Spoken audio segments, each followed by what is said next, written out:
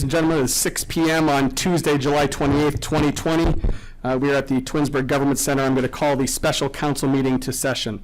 Shannon, please call the roll. Mr. Bellin? I'm here. Mr. Barr? Here. Mr. Scafidi? Here. Ms. McFerrin? Here. Mrs. Walker?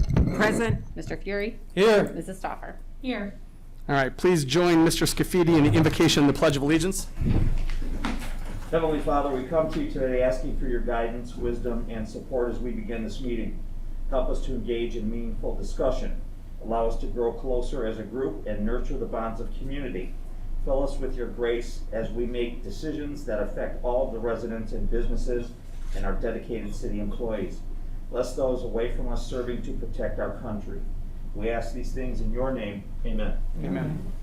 Pledge allegiance to the flag of the United States of America and to the republic for which it stands, one nation, under God, indivisible, with liberty and justice for all. All right, first up on legislation this evening is Ordinance 61, 2020.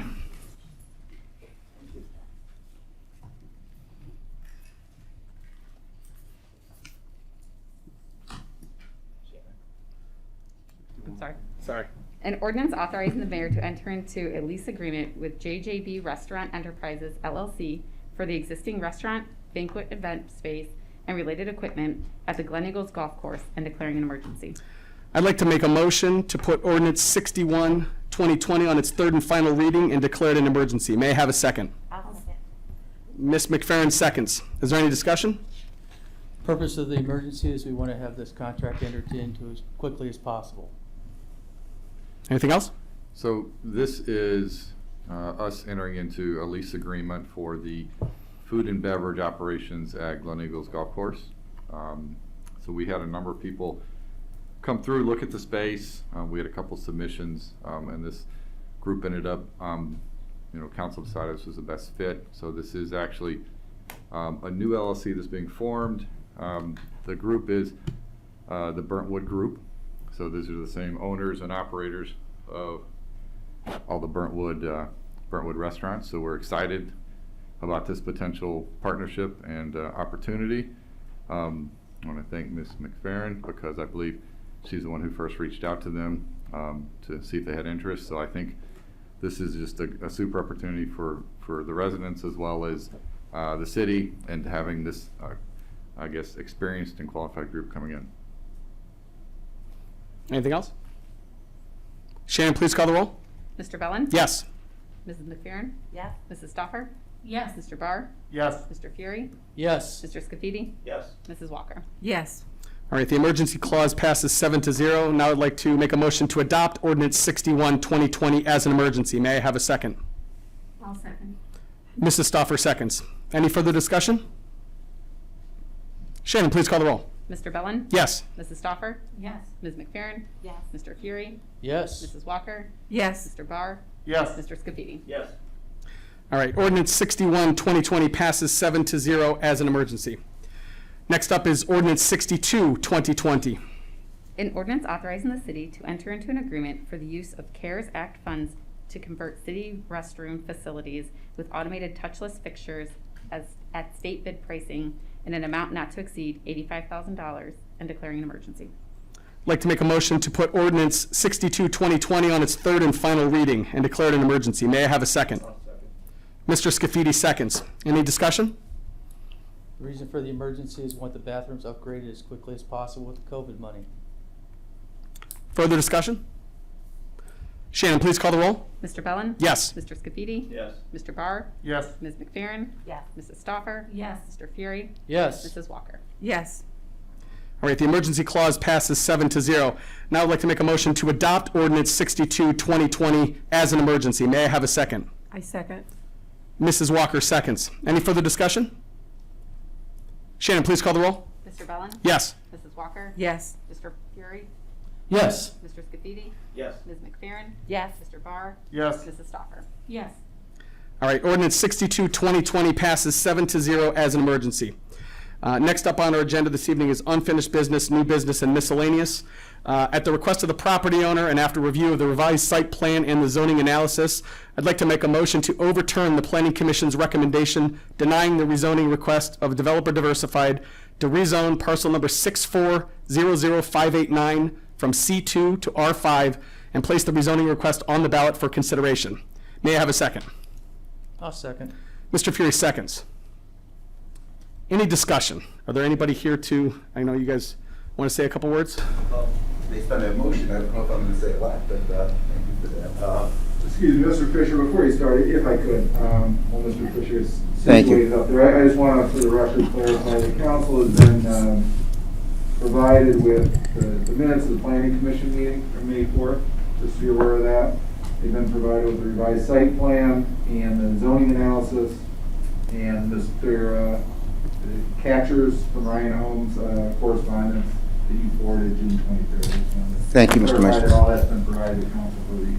Thank you very much. And my name is Kenneth Fisher. I am the attorney for the applicant Developers Diversified, and based upon your law director's observations, I do have with me, for anyone that's interested, copies of the various submissions, the original application, as well as the supplemental materials that were submitted on June 23rd. For anyone that might want them, I have them here. Thank you very much. Thank you. I believe everybody is familiar with the subject property, 12.3 acres located on the south side of State Route 82, East Aurora Road, currently zoned C2 Community Commercial District. The request is to rezone to the R5 Single Family Cluster District.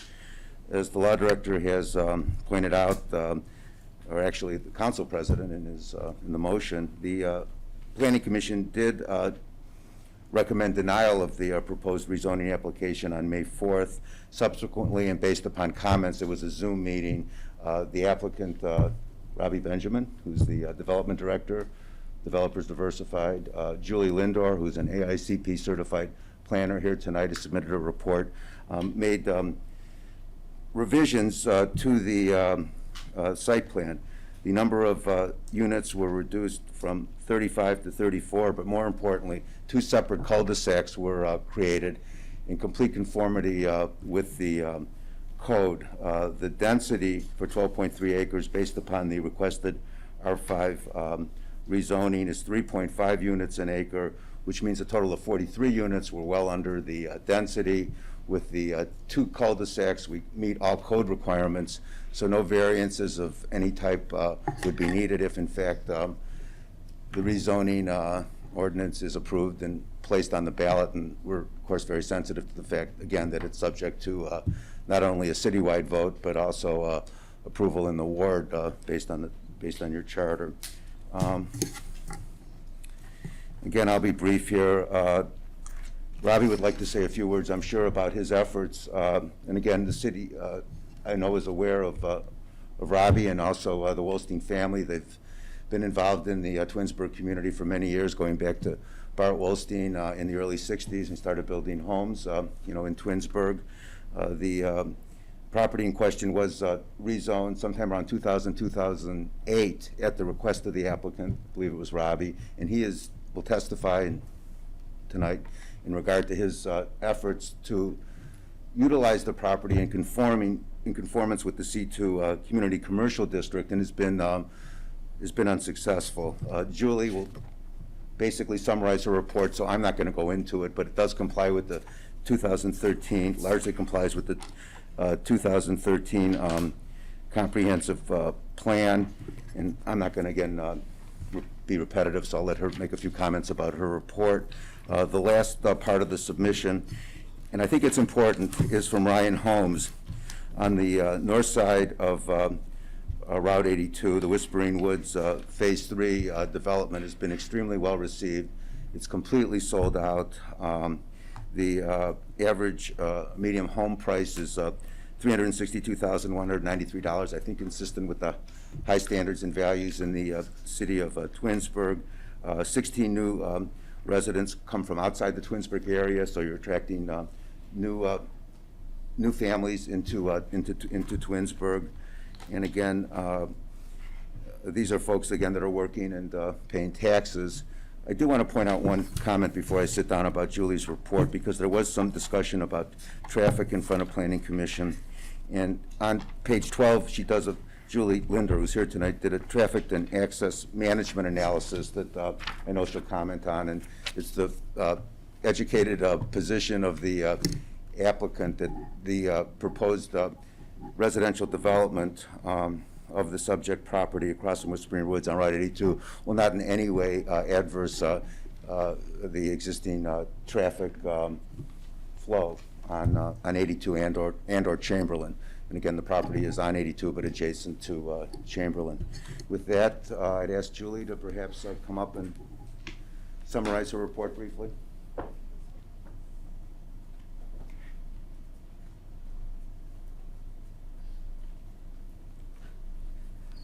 Good evening, Mayor, council members. It's a pleasure to be here tonight. My name is Julie Lindner. I'm a planning consultant. I've been working for communities and private entities in Northeast Ohio for about 30 years. And I had the chance to take a look at the property.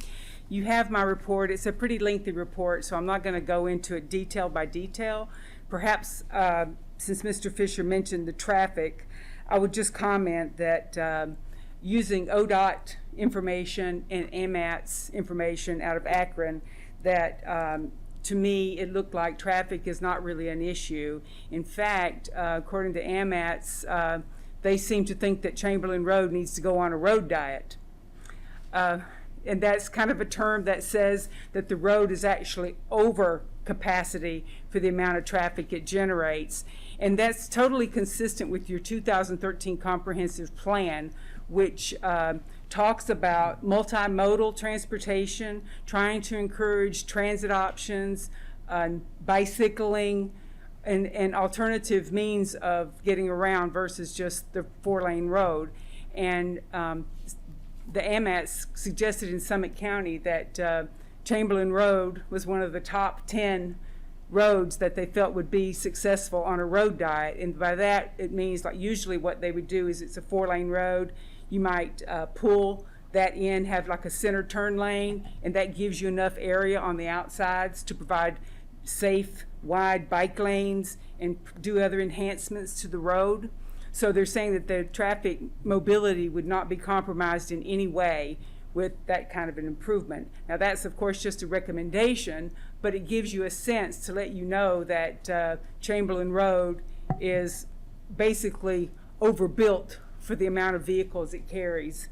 Likewise, the intersection of 82 and Chamberlain Road was not a high crash intersection based on the inventory in Summit County of all of, it didn't even make the top, I think, 300 intersections for accidents. The stretch of road between Chamberlain and 480, again, did not make the top of the list or any of the lists for dangerous road sections. You had some on the list, and they're in my report, the ones in Twinsburg, but this particular area seems to be very well equipped to handle the necessary traffic. Another issue that I thought when I looked at that area and I was looking at the Cornerstone Business Park, you had this terrific redevelopment opportunity. You had this obsolete industrial site that you very successfully modernized into a modern functioning business park. And when I looked at that, I thought one of the key elements was the introduction of a grid pattern through that development. And by that, and your plan called for this, they called for a road going in off of Chamberlain, coming out on 82. And what that did was it opened up the interior of that site so that a lot of the truck traffic either comes in to the south or goes out east. So that relieved any development or any pressure for vehicles at 82 and Chamberlain. Now you have a fully signalized entrance to Cornerstone Business Park that's east of Chamberlain Road. Then you even further east than that, you have a non-signalized access point. So you have the trucks from Amazon, FedEx are able to get in and out of that. So that access to 480, by introducing that grid pattern that your plan called for, it really did allow the businesses in that business park to use the interior of the property, and as such, the focus of that development pressure was put a little bit to the southeast, so it pulled away from the applicant's property. In fact, the master plan for the developer of Cornerstone calls for that corner to be very low intense development. I had a Cranes Cleveland article I referred to in my report that talks about the city itself saying that maybe they're hoping that an office building or something would go on that corner. So that would be compatible with this particular type of development. You have 4 different zoning districts at this corner right now. So you're going to have a mix of uses no matter what, because there are 4 different zoning classifications exist. So by rezoning the applicant's property to the R5 zoning, you'll be making the street frontages of the blocks on 82 compatible. You have residential north and south, and you'll at least alleviate 1/4 of that conflict of some land uses. To the south is a really nice buffer. The institutional use, I can't remember if it's Army or Air Force or National Guard, but anyway, there's a reserve facility to the south, but there's a really nice wide buffer there. Some of the curb cuts have been taken out on Chamberlain Road, and so I think that in the end you would have a very compatible use. I'm going to jump to my conclusions, and then if you have any questions, I'd be happy to answer them, because I'm really not sure what your hot button issue may or may not be. So maybe you can tell me what you think, but I'll go through, I'd like to summarize at least the points that I feel make this a good project worthy of approval and being placed on the ballot. The comprehensive plan and the zoning code recognize and support development of housing types that are an alternative to traditional large lot subdivisions.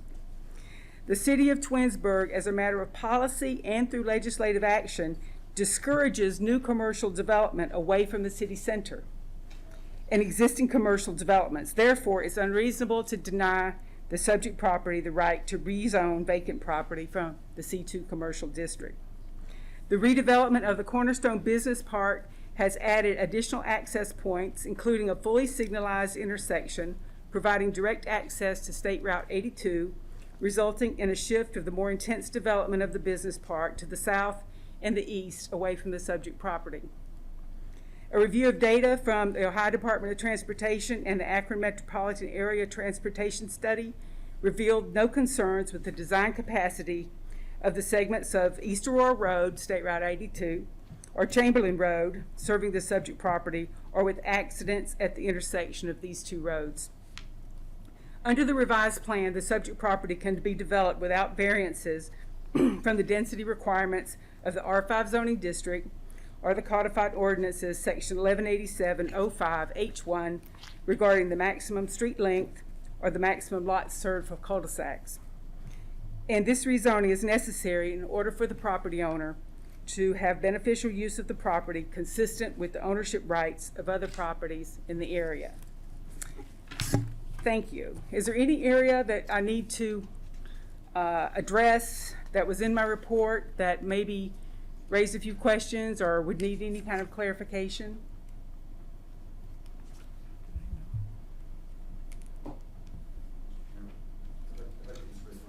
Certainly. Could you just come to the mic so we can hear? Thank you. Julie, in terms of your professional qualifications, you're the planner for Chagrin Falls.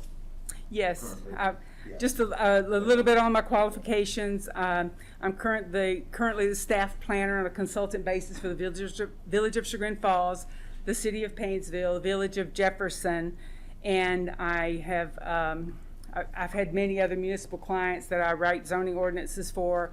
I serve as, actually in Chagrin Falls, I serve as the staff to the Planning Commission there, and I've worked on private projects in City of Cleveland, Westlake, Menor, trying to think of where else, Aurora. all in a lot of different communities. Parma Heights, Hudson, and Hudson. I've served on the. I was the chair of the Comprehensive Plan Downtown Subcommittee because I live in Hudson, and I'm on the board of Case Barlow Farm, which is a National Register property that's a historic preservation nonprofit. So I've had a wider range of the experience in zoning matters, and have the certifications and the formal education and practical experience to weigh in on these issues. Anything else? Mrs. Linder, I have one question for you. You indicated, I think you said there's already 4 zoning classifications at this intersection. Did I hear that right? You said The there's current R5 is the requested zoning No, classifications. I understand that. But did Oh, you- there are 4, yes. 4 different. There are 4 different ones. To the northwest is already R5, which is what this applicant's requesting. Their property is C2.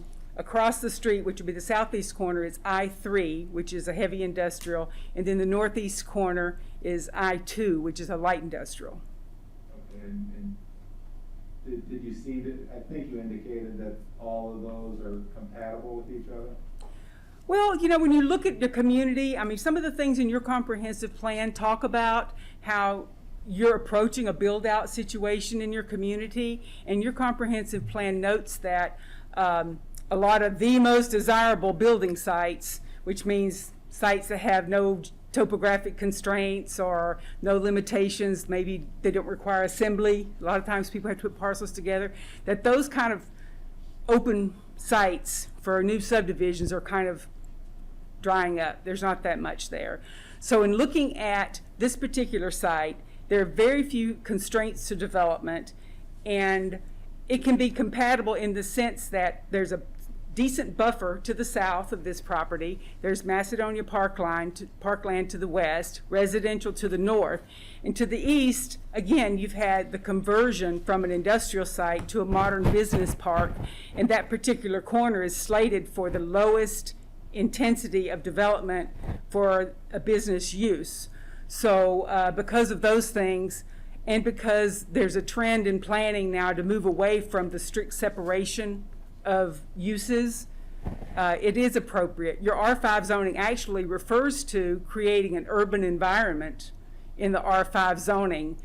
So it anticipates a different type of zoning from your single-family large lot subdivision, in that when I think urban environment, I think of a mix of use, higher density, smaller lots, access to transit, and uses that just kind of coexist. And that's how this would be. And the proof is that the property to the north has been successful. And so there's no reason to think that this property won't be successfully developed into a high-quality residential neighborhood. So when you were making reference to the comprehensive plan, you were thinking about the verbiage throughout the plan, not that this corner was specified as R5 in any of the maps in the last 15 years. That's correct. In fact, Thank you. the comprehensive plan talks about both of those parcels, the one that's to the north being commercial as well, and that has since been rezoned. So now you've made a departure from your future land use plan by rezoning that property to the north, and so now this one commercial site is isolated away from the city center, away from other commercial areas, and the C2 zoning is actually designed to provide community-wide type shopping centers. And on this end of town, it's highly unlikely that that would happen, given the existing commercial in your community, the focus that you have now on existing areas and your city center. So it kind of creates a disincentive for any kind of commercial development at this location now. But I-2, which it previously zoned, fits in there nicely, especially with all the redevelopment that you have across the street. I don't know that I would agree with that at this point. Okay. Because it's, again, a four-way intersection. You have 4 distinct corners, and that western side of that Chamberlain Road, 82, north and south, that's kind of where there is a line and a change in the character. It's C2. This is C2. Yes, I'm sorry. It was I-2. Right. We let you put it on the ballot to change it to C2. Anything else? Okay. Thank you for your time. Thank you. if you have any questions while we're still here, just anytime, happy to answer anything.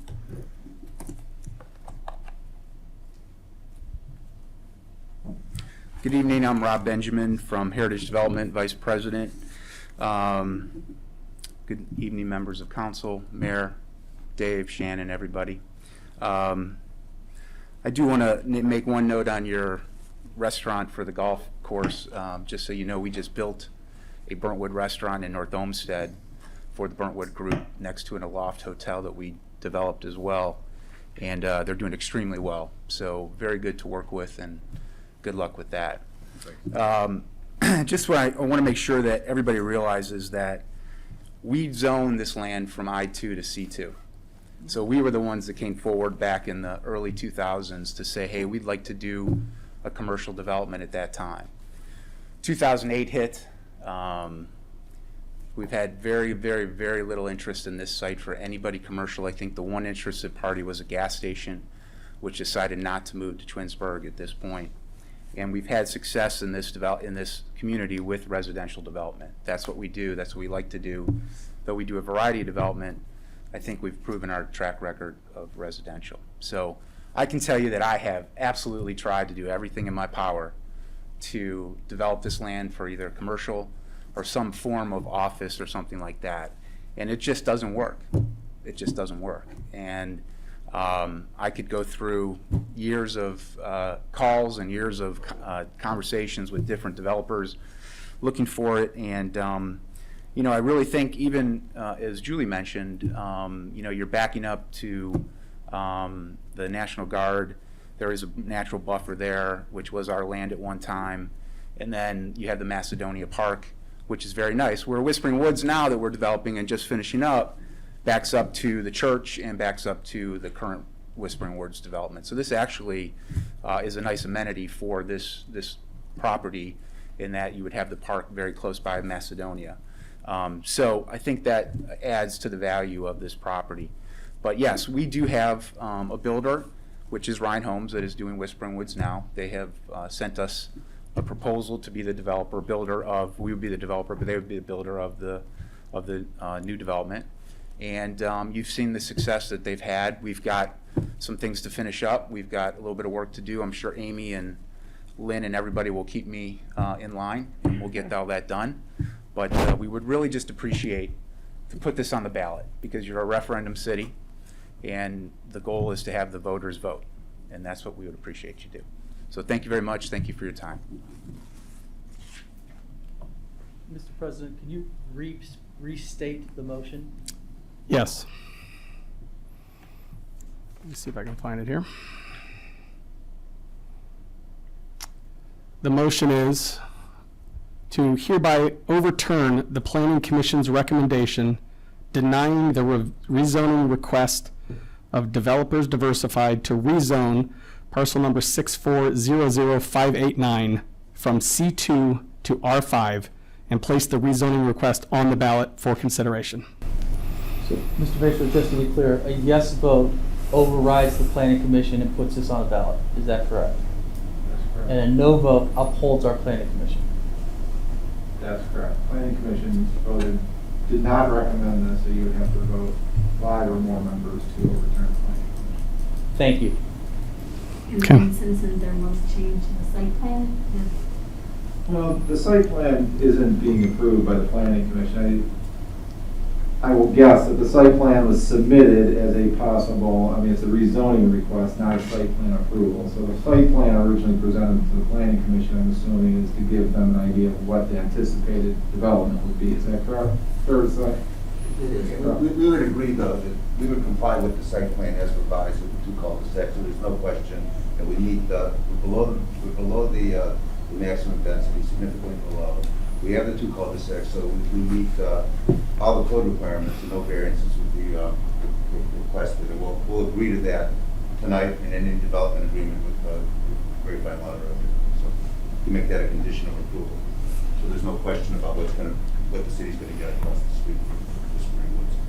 So just to clarify, Mrs. Stalker, the request is actually for a rezoning request, but as council just indicated, they are stipulating that if in fact that happened and that was approved, the site plan that you have before you tonight is what they're committing to. But you're not approving a site plan, you're approving to put the rezoning request on the ballot. And that was, That's what's before you. but the site plan was the concern from planning commission, right? That was one of their concerns. And I think that what has happened today, some of the changes that I think that happened from May 4th till what's been presented to you address some of the concerns raised by the planning commission in the site plan. Exactly. I just want to make sure one thing. Dan Barskowski that did the engineering for Whispering Woods, the current phase that's in process, is the same engineer that designed the redone site plan after we had our meeting with Planning Commission. So just so you know that. And so the change then, which Planning Commission, if I'm understanding, has not seen the new site plan or have not voted on the new site plan, the change is from 35 units to 34 units and adding 2 cul-de-sacs, or was it adding 1? So there was 1 there previously, you added another one Reducing the density from 35. by 1 unit. It's Okay. 27 homes on one cul-de-sac, Mhm. 7 homes on the second Okay. cul-de-sac. And that's true, planning commission hasn't seen it, but based on those comments, we Understood. took it upon ourselves to listen to what they were saying and make the revisions. Understood. You had mentioned during your remarks that you have tried on numerous occasions over the years to get something in there C2. And the comment that you made was it just won't happen or just doesn't work. Was there any consistent responses or consistent reasons that you got over the years why those things won't work? I think, first of all, it doesn't have a lot of depth for commercial. Mhm. If you've got turnarounds for trucks and different things like that, with drop-off and deliveries and garbage and all that, it just didn't set up very well on that site. Industrial especially was another one. Even if someone wanted to do something like Cornerstone Industrial was Mhm. was very, even more difficult. But yeah, it was something with depth and really, to be honest with you, a lot of comments that the retailers and commercial use would give is that it's a tweener site. Okay. Julie referred to that as in her report and discussion is that, you focus a lot of your retail and commercial in the center of town. And then you've got Macedonia that's got a tremendous amount of retail and commercial. So it's really in between those. Okay. And my next question may sound flippant, and I assure you that that's not the case. Did you not anticipate those issues when you rezoned it from I to C? I think our plan with the commercial was, we really looked at what Legacy Village was. Okay. And we were trying to bring mini Legacy Village to Twinsburg. And it just, for whatever reason, whether it was retail, whether it was hotel, whether it was other uses within that use, like Legacy has done, Mhm. it just didn't fit. And yeah, it's something that Okay. probably is Two more quick questions, then I'll let my colleagues. Across the street at Whispering Woods, the number that's in here is what, roughly $360,000 per, is that where you're anticipating these homes in that range? Yep. Okay. And so you've got 34 units. Do you have any metrics around what a typical family, how many children live in those? I'm concerned about A, traffic, B, number of, children that are being added to the school district, those kind of things. I don't have the amount of schools. I know that they did mention that how many families came from outside Twinsburg. Some of the discussion we had with the planning commission was, I think it's a little bit different now with the pandemic, but not a lot of kids play outside anymore. Sure. It's, they're on their computers or iPads or whatever the case might be. But I think it'll be a mix of, some empty nesters and even young empty nesters that might be buying their first home, families and older empty nesters. So Okay. it's kind of a mix of product, like a mix of customers, and talking to Mark Catcher and the guys from Ryan, or salespeople, that's what it's really been. But I don't have specific That's fair. stats. Okay. Mr. Scafidi. I represent the planning commission. I happened to be at the meeting and I heard everybody's comments there, and I understood all of their concerns. I believe the vote was 4-1 to deny. So, and they made sense to me, okay? And then I hear these guys' presentation tonight, and this somewhat makes sense to me as well. So I'll be honest with you, I'm a little torn myself. What I would like to do, if at all possible, I'd like to see this go back to planning. I'd like them to look at this the site, the new site plan, and let them review it again, okay? And then, let's see where it goes there. Yeah, I certainly have, I would have no problem with that. would be my suggestion. That's what I'd like to see. So, Mr. Maestros, procedurally, if we would want to do that, Mr. Scafidi would have to make a motion to amend the motion Or you defeat it. or defeat it and then just, Well, you have a motion on the table right now. If, I don't want the motion to defeat it or to vote on it to be misconstrued as compared to, if it's, the way I understand Mr. Scafidi's motion is to send it back to the planning commission in light of the presentation, the new site plan, and I'm not sure if it was clear if the traffic study Ms. Linder presented was presented to the planning commission, so that's new information too. That's a very good presentation. Yeah. Yeah, it excellent. was. That was, yeah. Yeah. It really was. So if that is the motion, and I understand Mr. Scafidi, we can just refer it back, so planning can consider these new items and then make a new recommendation or another, a recommendation back to council, then that, I think we do. We rescind the existing motion on the table, because it's simply a motion at this point, and make a motion, or Mr. Scafidi can make a motion to refer it back to planning. But I would, if there's consideration of that, I would, remove the current motion on the table, and then move forward. okay. What other discussion do we? I just have a question. Yes. When was the first time you brought this to council? Because I feel like this has been going for many, many, many years. Well, I didn't have gray hair. Yeah, yeah, I miss, And I think me and Mary Yates had some interesting conversation the last time I was here, so. Yeah. Yeah, I know. I think we brought it in 2018. I mean, Okay. originally I brought it back when we rezoned Whispering Woods side. yeah, And that was when Mayor Prokop was the mayor, and she suggested, I think, Bill was there, don't rezone the south side, let's go with the north side, get that done, because, and then come back to us with the south side if you can't create anything commercially. So that was probably 2013. yeah. it feels The one like- we rezoned, or maybe a little bit later, Whispering Woods, but that's what I was asked, and then I came back, and I said I'm back, and now I can say I'm back again. So, I'm gonna keep trying, that's the reality. So, I truly believe that, we've got a ready, willing, and able developer, a ready, willing, and able builder, and we've proven that we can make it work, so, and that's what we're. Mr. Scafidi, I have a question for you. You were the only one that was, or I don't know, I was not at the planning commission meeting. Based on, and I don't mean to put you on the spot, based on the changes here, so I'm seeing they went from 35 to 34 and added a second cul-de-sac. Is that the, okay.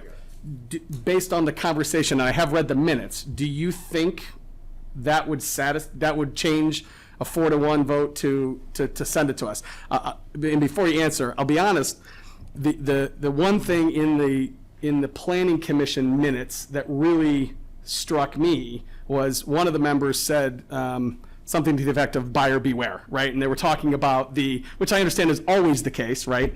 But that concerns me, right? That concerns me in that statement means that he is saying, well, if we do it, then, good luck to the residents, who purchase. Now, again, I'm not trying to put words in his mouth. I'm just reading the minutes. So I don't know. And that was brought up in the vein of, the truck traffic going up and down Chamberlain there, with Kimball being down at the end, and then all the additional truck traffic over at Cornerstone. So, they just felt that was gonna be a big issue. Sure. When people move into a neighborhood, they'll move next to a railroad track and they love their house. The minute the first train comes by, Right. the phone in City Hall starts ringing, okay? They can't stand it, you need a quiet zone, you gotta stop this. Or they move next to a creek and then the creek gets high. Or a and then cement they're gonna factory. get flooded, it's just all kinds Right. of things, and this is kind of what was brought up Okay. at that meeting, Okay. was that topic. On the And it reverse seems of like that, they addressed it there was, with- there was people that said, there was one Understood. vote said, Yep. why wouldn't we just send it to the ballot, Mhm. send it to the vote? Yeah. And that was really, I believe that was Steve Shiva. yeah, and being that you're a referendum city, that's the goal, is to get it to the ballot. So to answer your question, I think that, I'm sure they would like to see this to reconsider rather than us just come by Okay. and overturn their decision. Okay. So they can see what we've seen and, then we have a decision All right. after that. Any further discussion on this? No. All right. That being said, then I'm going to rescind my motion. Mr. Maestros, is there anything additional that I need to do that? Did we have a second on that? I second. Yes. Okay. Do you second the motion to rescind? I will second the motion to rescind. And then you can do that, and then if you or Mr. Scafidi wants to make a motion. Okay. I just want to make a motion that we refer this rezoning application at 1816 East Rural Road back to the Planning Commission to review the additional information that has been presented tonight and some of the information by the planner that was given to us as well. And I'd like them to hear the same that we've heard. And, so again, my motion is to refer it back. Okay. I'll second that motion. Yield. Any further discussion? All right. Shannon, please call the roll. Mr. Scafidi? Yes. Mr. Belland? Yes. Mrs. Walker? Yes. Mrs. Stoffer? Yes. Mr. Barr? Yes. Mr. Fury? Yes. Ms. McFerrin? Yes. All right. So the motion to send this back to Planning Commission for further review passes 7-0. Thank you very much for coming in this evening. I appreciate it. We have no absent members to excuse, so at this time at 6:40 PM, I will adjourn this meeting.